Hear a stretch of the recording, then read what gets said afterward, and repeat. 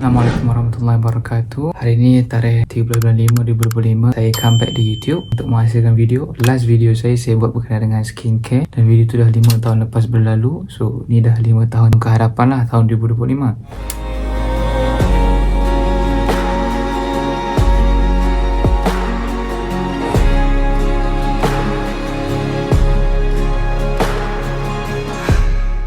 Hari ni saya akan share skincare yang saya pakai dan progress kulit muka saya. Channel YouTube saya ni adalah channel YouTube yang random, dia tak ada niche tertentu, tapi saya akan cubalah letakkan konten-konten yang bermanfaat, insyaAllah. Kalau anda tengok video yang sebelum ni, saya menunjukkan saya pakai pencuci muka yang ini.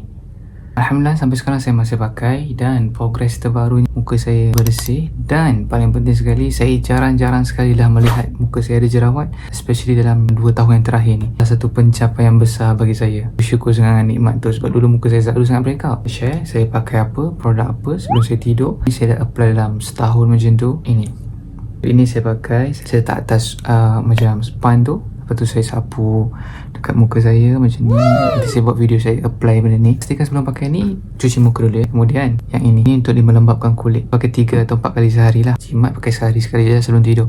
So ini dia akan melembapkan kulit. Dengan saya apply ketiga-tiga ini sahaja, Alhamdulillah muka saya banyak perubahan. Jarang sekali melihat jerawat kat muka saya, Alhamdulillah. Akan tetapi muka saya masih berminyak. Saya ni jenis oily skin dan berminyaknya sangat ekstrim ya, sangat teruk ya. Saya masih mencari solusi. Antaranya tunjuk anda, saya bawa ni dalam beg saya, tahu ke mana-mana saya pergi, dan saya akan buat satu video macam mana saya jaga muka saya apabila di luar outdoor. Masih minyak dengan sangat teruk ya, tak terkawal minyaknya. Saya menghasilkan produk saya sendiri, membantu diri saya sendiri dan juga anda di luar sana. Sampel dikilang dan insyaAllah sampel tu akan dibuka dalam next video. So anda stay tune.